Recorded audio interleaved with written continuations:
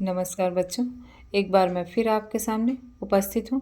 क्या कारक और उपपद विभक्ति लेकर के आज हम संस्कृत का ये मोस्ट इम्पॉर्टेंट टॉपिक आप लोगों के लिए कारक तथा उपपद विभक्ति। सबसे पहले हम समझेंगे कारक किसे कहेंगे। तो अब कारक विभक्ति क्या कहेंगे, कारक का क्या यूज़ है। कारक विभक्ति कहेंगे कि जब शब्दों में कारकों के चिन्ह, अब कारकों मतलब कर्ता ने कर्म को करण से के द्वारा, तो कारक ठीक है। तो जब शब्दों में कारक के चिन्हों के द्वारा प्रथमा कर्ता ने चिन्ह है, द्वितीया कर्म को चिन्ह है, तो ये आपका कारक चिन्ह होता है। कारक के चिन्हों के अनुसार विभक्ति लगाई जाती है तो उसे कारक विभक्ति कहते हैं। जब शब्दों में कारक के चिन्हों के अनुसार विभक्ति लगाई जाती है, प्रथमा कर्ता ने, अगर ने शब्द आया तो उसमें प्रथमा विभक्ति, द्वितीया कर्म को, अगर को शब्द आ रहा है आपके सेंटेंस में तो उसमें द्वितीय विभक्ति लगाई जाएगी, और तृतीया करण से के द्वारा, अगर किसी सेंटेंस में से आ रहा है या के द्वारा आ रहा है तो उसमें तृतीय विभक्ति होगी।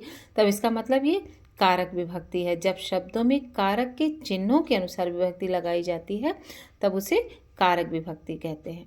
ठीक है, समझ में आया। कारक विभक्ति कब लगाएंगे आप? कारक विभक्ति जब कारक चिन्हों के अकॉर्डिंग आपकी विभक्ति प्रयोग होती है। जैसे चतुर्थी संप्रदान के लिए, तो अब के लिए अगर शब्द आता है, के लिए शब्द आता है तो वहाँ पे चतुर्थी विभक्ति लगाई जाएगी। ठीक है, चतुर्थी विभक्ति का शब्द रूप प्रयोग होता है। अब इसको कारक विभक्ति कहते हैं। अब आइए उपपद विभक्ति किसे कहेंगे। उपपद विभक्ति जब किसी विशेष पद मतलब शब्द के कारण किसी विशेष विभक्ति का प्रयोग हो तब उसे उपपद विभक्ति कहते हैं। मतलब विशेष पद, विशेष शब्द, कोई स्पेशल कुछ शब्द होंगे कि अगर ये शब्द आए तो किसी विशेष विभक्ति का प्रयोग किया जाता है। चतुर्थी विभक्ति, पंचमी विभक्ति या द्वितीय विभक्ति का प्रयोग किया जाता है। लेकिन हाँ, उसमें ये डिसाइड होता है कि ये इसमें ये शब्द है तो ये विभक्ति लगेगा, इसलिए इसको उसी शब्द को हम उपपद विभक्ति कहते हैं। विभक्ति का प्रयोग होता है तब उसे उपपद विभक्ति कहते हैं। अब अंतर समझ में आया। कारक विभक्ति क्या कहते हैं? जब कारक चिन्हों के अकॉर्डिंग विभक्ति का प्रयोग किया जाए तो उसे कारक विभक्ति कहते हैं।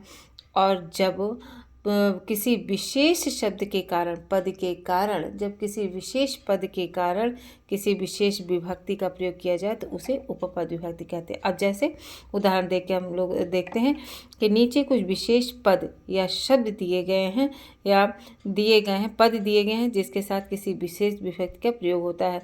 तब पद दिए गए हैं और विभक्ति का, ये उपपद विभक्ति हो गई। अब द्वितीय विभक्ति कहाँ कहाँ पे यूज़ होगी?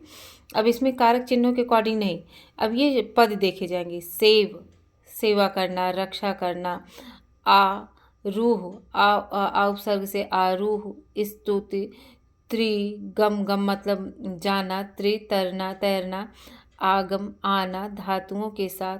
और फिर क्या क्या है? प्रति, किसी के प्रति, अनु मतलब पीछे, उप मतलब ऊपर, अधिक आगे, उपसर्गों के साथ, प्रति, प्रतिमान, अनुपयोगी, उपकार, अधिभार, इस तरह के कुछ ऐसे उपसर्ग के साथ। बिना के योग में मतलब वो बिना परिश्रम के सफलता नहीं है तो बिना शब्द आ गया ना। और परिता चारों तरफ, उभयता दोनों तरफ, धिक्कार है, समय, निक्षा निकट, प्रति, अधो अधा अव्यय के साथ द्वितीय विभक्ति का प्रयोग होता है। अब यहाँ पे द्वितीय विभक्ति कहाँ कहाँ पे? ये उपपद विभक्तियाँ हैं। उपपद विभक्तियाँ मतलब इसमें कारक चिन्हों को नहीं ध्यान दिया जाएगा, इसमें हम इन शब्दों को ध्यान देंगे, इन पदों को ध्यान देंगे कि अगर ये उपसर्ग आ रहे हैं और ये वर्ड आ रहे हैं तो वहाँ पे द्वितीय विभक्ति प्रयोग की जाएगी। विना, परिता, उभयता, धिक, समया, निक्षा मतलब निकट होता है तो यहाँ पे द्वितीय विभक्ति होगी। तृतीय विभक्ति का प्रयोग कहाँ पे होगा? सह, साकम, सार्धम, अलम, प्रयोजनम, बिना, कृतम व अंग विकार में तृतीय विभक्ति का प्रयोग किया जाता होता है। सह, साकम, सार्धम, अलम, ठीक है, ये सब साथ के अर्थ में आता है। और अलम मतलब अलम भोजनम, इनफ, बस करिए, तो वहाँ पे अलम के लिए प्रयोजन, बिना, कृतम, ये सब। और अंग विकार मतलब कोई जैसे नेत्रों से वो काना है, अंग विकार है ना, पैरों से और लंगड़ा है, इस तरह में तृतीय विभक्ति का प्रयोग होता है। ओके, जहाँ पे ये सारे शब्द आपके दिखाए जाएं, सा, साकम, सार्धम, अलम, प्रयोजनम, बिना, ये वर्ड अगर आते हैं तो आपको उसमें तृतीय विभक्ति प्रयोग की जाएगी, तृतीय विभक्ति के शब्द रूप प्रयोग किया जाएंगे। चतुर्थी विभक्ति, दा, यक्ष, देना किसी को, रुच, भाना, द्रोह मतलब द्रोह करना, नफरत करना, स्प्रिय चाहना, कुप क्रोधित होना, कुप ईर्ष्या करना, गुस्सा होना, क्रोधित होना, प्रशंसा करना धातुओं के साथ चतुर्थी विभक्ति आती है।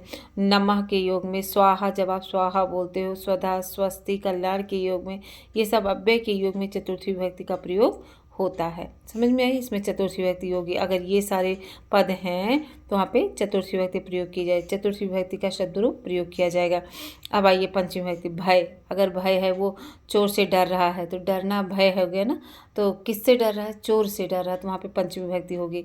पृथक्करण, पृथक्करण मतलब अलग करना, जैसे गंगा है, वो फल पेड़ से अलग हो रहे हैं, गिर रहे हैं, तो जहाँ जहाँ से अलग हो वहाँ वहाँ पे पंचमी विभक्ति होगी। अपेक्षा, किसी से अपेक्षा करना, दूर होना, प्रमाद, प्रभृति इत्यादि, आरभ्य, आरंभ करना, रीति, अन्य जिससे रक्षा की जाए, उसमें पंचमी विभक्ति होती है। अच्छा, जिससे रक्षा की जाए, जिससे रक्षा की जाए, उसमें पंचमी विभक्ति होती है। अब इसमें जिससे रक्षा की जाए, जिससे रक्षा, वो चोर से उसकी रक्षा करते हैं, तो जिससे रक्षा की जाए चोर से, तो यहाँ पंचमी विभक्ति होगी। अब आइए उपपद विभक्ति, यहाँ सब बताई जा रही हैं आपको। पहले कारक विभक्ति बताई गई। षष्ठी विभक्ति, सदृश, हेतु, सदृश मतलब समान होता है, हेतु मतलब कारण होता है, स्मृति मतलब याद होता है, संबंध, दूरम, समीपम, दूर और समीप, अंतः बीच में, अंतरे बाद में, तथा निर्धारण में षष्ठी विभक्ति होती है। मतलब ये सब वर्ड आए तो यहाँ पे षष्ठी विभक्ति होती है। अब आइए सप्तमी विभक्ति, स्नेह प्यार करना, अनुराग प्रेम, अभिलाष चाहना, दूरे मतलब दूर, अंतिके मतलब पास में, प्रवीण निपुण मतलब कुशलता के ही अर्थ में आता है, चतुर के निर्धारण में सप्तमी विभक्ति का प्रयोग होती है। ये सप्तमी विभक्ति। अब यहाँ पे ये आपका उपपद विभक्ति, कारक और उपपद विभक्ति बताया गया है कि कारक विभक्ति जब शब्दों में कारक के चिन्हों के अनुसार विभक्ति बताई जाती है, जब शब्दों में कारक के चिन्हों के अनुसार विभक्ति लगाई जाती है, कारक चिन्ह के अनुसार कि ने, से, के द्वारा, लिए, अलग होने के लिए, अगर इसके अनुसार अगर विभक्ति लगाई जाती है तो उसे कारक विभक्ति कहते हैं। और जब किसी विशेष पद के कारण विशेष विभक्ति का प्रयोग किया जाता है तो उसे उपपद विभक्ति कहते हैं। इसको बताया भी गया आपको, द्वितीय विभक्ति, तृतीय विभक्ति, चतुर्थी विभक्ति, पंचमी विभक्ति, षष्ठी विभक्ति और सप्तमी विभक्ति। इसमें कुछ स्पेशल आपको ये शब्द या पद दिए गए हैं कि कारक चिन्ह कोई भी हो, लेकिन अगर ये शब्द है, ये पद हैं, तो वहाँ पे चतुर्थी विभक्ति या द्वितीय विभक्ति या तृतीय विभक्ति या षष्ठी विभक्ति, सप्तमी विभक्ति ये वहाँ पे होगी।